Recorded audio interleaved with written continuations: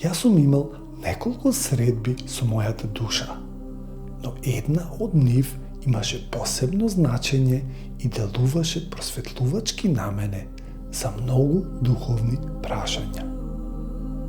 Затоа што тоа не беше само обична средба, туку истовремено беше и спој. Спој помеѓу мене како човек од една страна и мојата душа како божествено битие од друга страна. Беше тоа спој на два различни светови. Спој на два различни облици на постоење. Спој на навидум две различни битија, а сепак едно во суштина.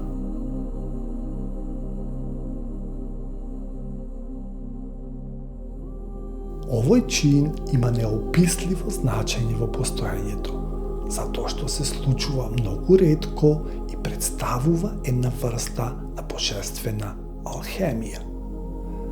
Алхемија преку која душата со помош на духот го добива своето раѓање во горната вода, односно водата што е над сводот. Истиот овој чин за човекот представува духовно просветлување тука долу на земјата. И токму тогаш целосно се сетив кој сум јас како духовно битие. Се сетив која е вистинската смисла на моето креирање и зошто беа сите тие животи низ толку многу различни форми на постоење.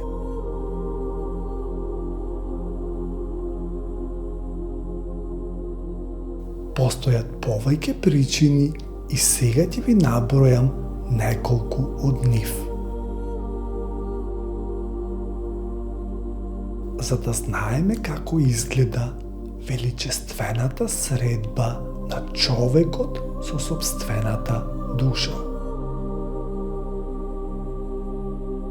За да сватиме колку многу сме значајни во универзумот и колку е голем нашиот вистински потенцијал. За да ве известам дека без разлика на нашето минато, колку многу грешки да сме направиле, нашата душа има разбирање за сите наши проблеми, за сите наши страдања, за сите наши погрешни одлуки. И пак неизмерно не сака. Затоа што незината љубов према нас е безусловна.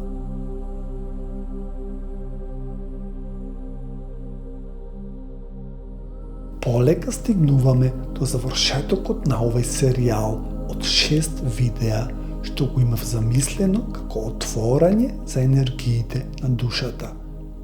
И тука би сакал да резимирам со неколку завршни мисли.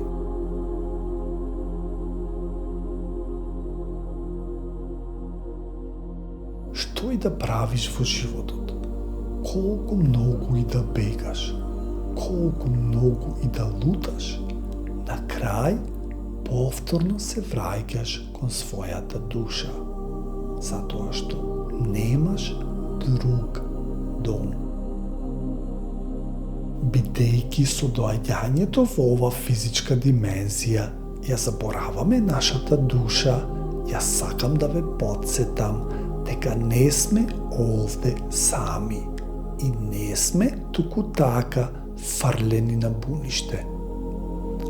Нашата душа е секогаш со нас, само треба повеќе внимание да обратиме на внатрешниот глас, да слушаме внимателно што ни зборува и каде не насочува.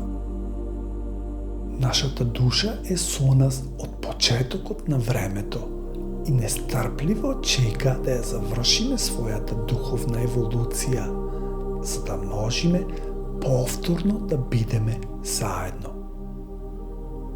И тогаш ќе сватиме дека таа е делот што ни фали. Ќе сватиме дека нашата душа е всушност љубовта која исконски ни недостига уште од почетокот на нашето создавање.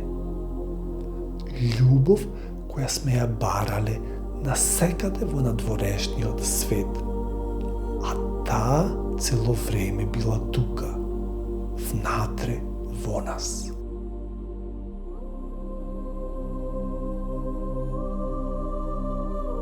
Иако сега се уште не сме свесни за тоа, ќе дојде ден кога се ќе стане јасно и се ќе има смисла.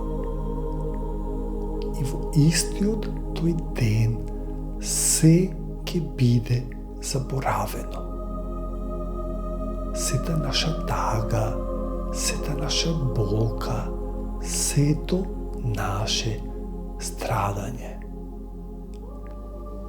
Во тие мигови на тотална исполнетост, но и мигови на бескрајна радост, чисто блаженство.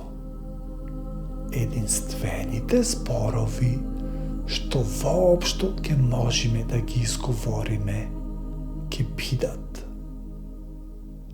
Ти благодарам, Господе.